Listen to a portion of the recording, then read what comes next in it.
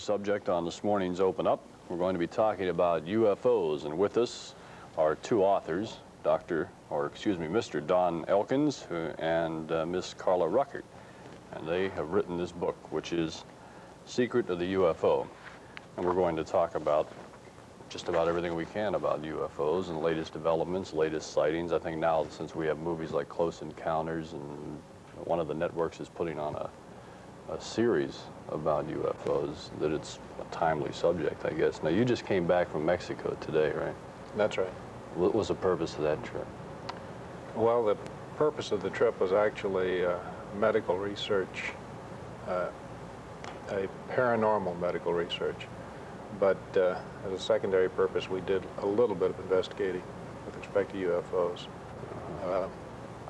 We talked to several people who had communications from UFO sources. And we have found that there are people all over the world now that have these alleged communications from UFO sources that match the material that we got out from the people in Mexico, correlated precisely with the material that has been communicated for the past approximately 30 years. And you have another job besides this, I mean, a regular job where you pick up a paycheck, I guess, right. Finances what you do here. This is all on your own, your right. research. This is totally on. So when you take a trip to Mexico, it's all out of your own pocket. Right, that's right. Now, how did you and Carla both get involved in this? That's what we'd like to find that out.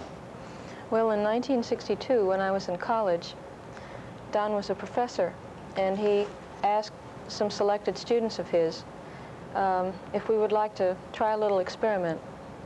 We didn't know very much about the experiment when we started, but what it ended up to be was an experiment which is described in our book. Is that telepathic? Yes, having to do with attempting to contrive or manufacture the type of contactee information that Don had been collecting for years from all over the world. The experiment was incredibly successful from the point of view of collecting the same type of data without we students knowing anything about it previously. And it intrigued me so much that I kept up with his work, and in 1970 I went to work with him full-time and have been with him ever since. Now, do you have another job besides this? No, I don't anymore. So you're both working as a team. Yeah. You've been involved in this for a long time. Right, for about 25 years. I'd like to add something about this Mexico trip. As I say, the primary purpose of the trip was medical research, but it's of a paranormal type, and it's UFO related. I got into this as a result of the study of UFOs. Quite a few people know today that there's a thing called psychic surgery. It's primarily done in the Philippines. Surgeons go into the body barehanded and pull out bloody parts. There's a lot of controversy about this, but we went to Mexico to investigate a healer that operates with a Bowie knife, no antiseptic, no anesthetic, cuts into the body, and performs surgery. We observed several operations, and we're both operated on ourselves. You are? Yes. What for? Carla had a kidney transplant, and I had a very minor operation. This was just, you had a... This was just performed, yes. How long? As a matter of fact, it was performed less than 100 hours ago. And, a kidney transplant? He even took a picture before we came down with a Polaroid camera so you could see the fresh scars. I hope your stomachs are strong. Yes, here are the scars. We took the pictures about 3 hours ago. You can... Do we have a camera that can pick this up? Well, this is... how is this... First of all, I don't know if you can see the scar there. There were actually two operations. This was the first one. This Mexican peasant lady says to me in Spanish through an interpreter, "I'll just take out your kidneys, wash them off, and put them back. And if they're not good enough, I'll take the two halves, put them together, and transplant a new one in the other side," which is exactly what she did. The top fading scar was done about 2 weeks ago, and 4 days ago she did the there was transplant. No No sort of anesthesia at all involved in it? No, there was nothing, although the healing, as you can see, is very well advanced. I don't know what this has to do with UFOs, but I mean, this is a fascinating thing in itself. Well, this is a very advanced part of UFO research. You get into all kinds of things when you start with UFOs. I mention this because the UFO phenomena is very far-reaching, and the UFO phenomena actually led me into this type of research. This is going to London. I'm going to mail at the airport tonight. It goes to a medical doctor who was present at the surgery Wednesday night. He left for London yesterday, and this will catch up with you. Is surgery like that legal in America? It's not legal almost anywhere, which is why we haven't said too much about the specifics. This kind of healing, although it has existed for many years, has not been recognized by the medical profession in an orthodox sense. And although medical people all over the world are working hard to bring all of this kind of healing into one.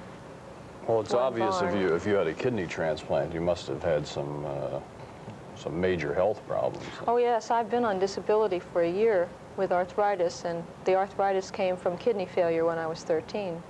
An interesting part of this healer, and this is true of many healers like this, is that when I came to her with arthritis, she didn't even listen to me. She went straight for the kidneys. She said, all your troubles are coming from the kidneys. Diagnosis, everything, from a simple peasant lady who couldn't possibly know. And now how did she get the ability to do this? Is that how the involvement with UFO? This is one of the things that we're investigating. Let me back up now and show you how this connects to the UFO phenomenon. Yes. Dr. Andrija Puharic is a medical doctor. He wrote the book Uri, about Uri Geller. The book Uri, mentioned in your book, too. The book Uri is primarily about UFO contact. Dr. Puharic is the leader of the medical team investigating the healer in Mexico. We have been with him, and he was present and observed both Carla's surgery and the surgery on myself. We believe that both surgical operations have been successful. We'll know for sure in a few months. Now, the healing phenomena, the paranormal healing phenomena, is related to the UFO phenomena very, very closely. If you study UFO literature, you will find that in a large number of cases, miraculous healings occur when a person is either in close contact with a UFO or is taken on board a UFO. I'll give you a few examples. An 80-year-old Argentinian who had no teeth at all was in close contact with the UFO. A bright light was shined on him, and he subsequently grew a third set of perfect teeth. Highway patrolman in Louisiana had an alligator bite on his hand. He came in close contact with the UFO, and instantly the alligator bite healed. A doctor in France had a cut on his leg, a very deep cut with an axe.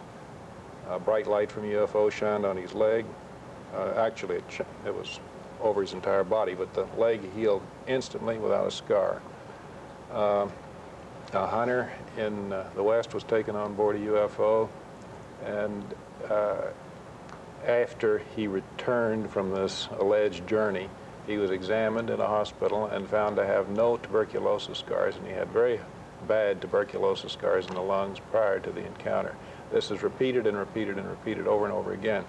And part of a deep investigation of the UFO phenomena includes the healing phenomena, and that's what led us to Mexico.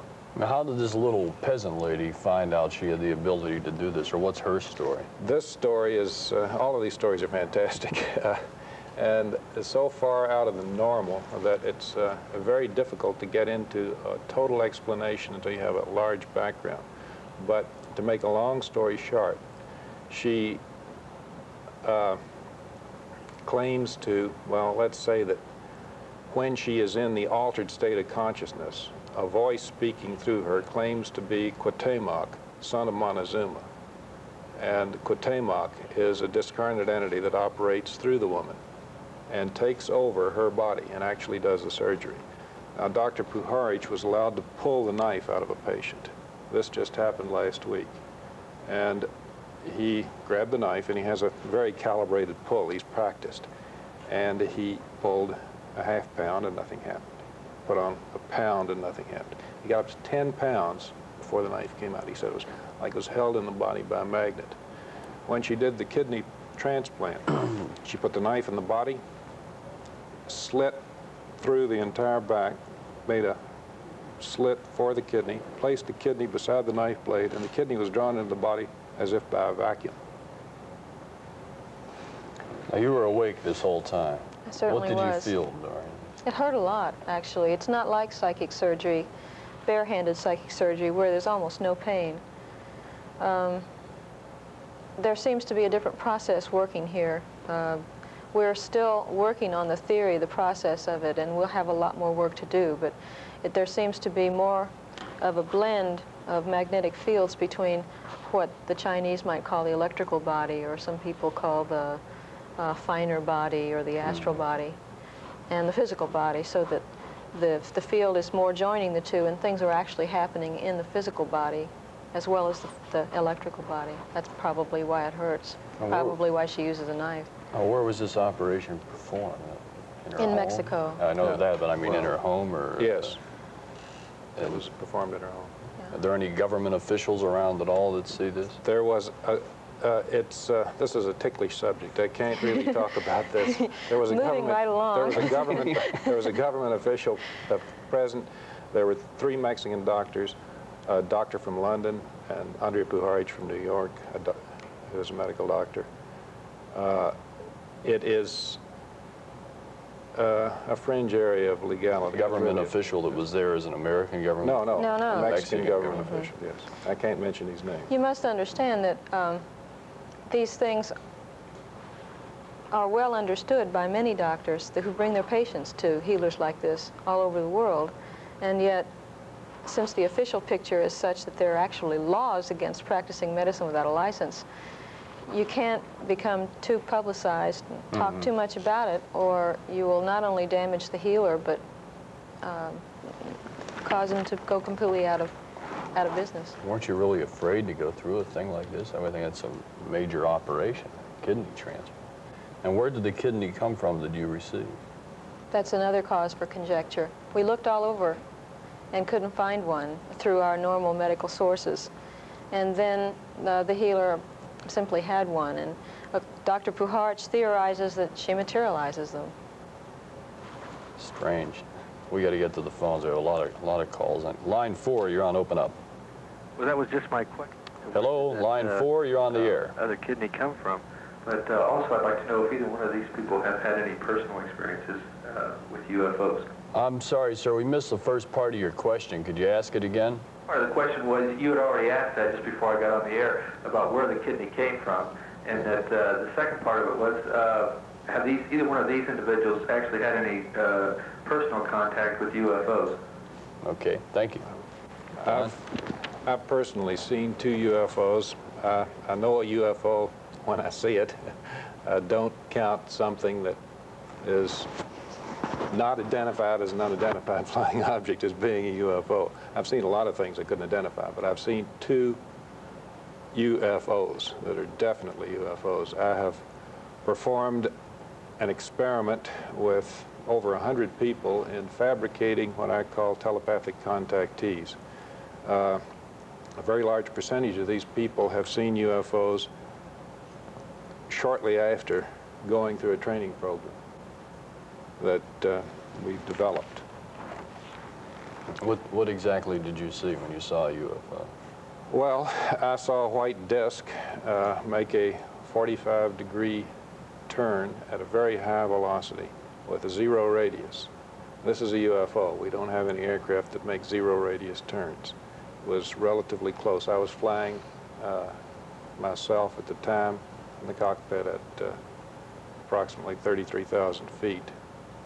I also observed another high-altitude UFO making right-angle turns at high speed.